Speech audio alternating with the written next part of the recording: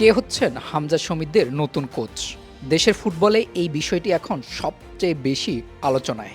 Chris Coleman, Rosario Mikel নাকি Igor Stimac? কে সামলাবেন জাতীয় দলের ডাগ আউট? কোচের শর্টলিস্ট জমা দেওয়ার ৭২ ঘন্টার মধ্যে চূড়ান্ত নাম ঘোষণার কথা থাকলেও এখনও কোনো সিদ্ধান্তে পৌঁছাতে পারেনি বাফুফে। তাই তো জাতীয় দলের কোচ নিয়োগের কাজ সহজ করতে যুব ও ক্রীড়া প্রতিমন্ত্রীর সঙ্গে দেখা করেছেন বাফুফে কর্মকর্তারা। বাংলাদেশের জন্য সেরা মানের উপযুক্ত কোচ নিয়োগের ক্ষেত্রে বাজেটে সীমাবদ্ধতা থাকলেও বাফুফেকে সহযোগিতা করার প্রতিশ্রুতি দিয়েছেন দেশের ক্রীড়া অভিভাবক।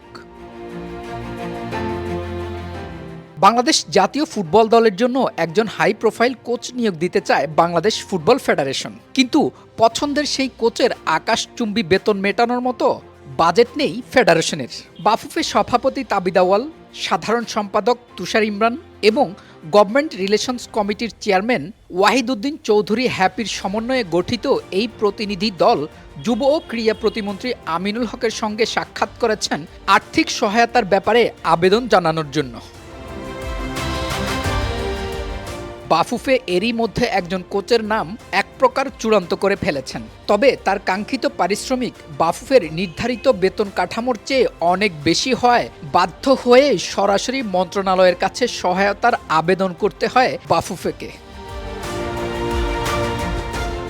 ক্রীড়া প্রতিমন্ত্রী আমিনুল হক জানান, জাতীয় দল তাদের জন্য নতুন কোচ পেতে যাচ্ছে শিগগিরই। বাফুফের সভাপতি, সাধারণ সম্পাদক সহ অন্যান্য কর্মকর্তারা নতুন কোচ নিয়োগের সার্বিক পরিস্থিতি ক্রীড়া প্রতিমন্ত্রীকে অবহিত করেছেন। তাদের হাতে এখনও একটি শর্টলিস্ট রয়েছে, তবে চূড়ান্তভাবে কাকে নির্বাচিত করবেন তা এখনও ঠিক করা হয়নি।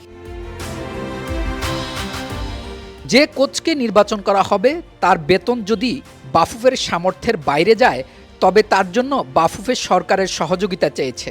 সরকারও পূর্ণ সমর্থন দিয়েছেন এবং প্রতিশ্রুতিও দিয়েছেন তা মেটানোর জন্য।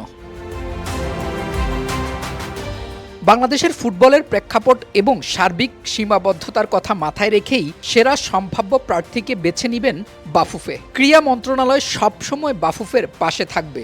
সরকারের এই সবুজ সংকেতের পর এখন কেবল সময়ের অপেক্ষা। কে হচ্ছেন বাংলাদেশ জাতীয় ফুটবল দলের নতুন জেনারেল তা জানা যাবে আর কয়েকদিনের মধ্যেই।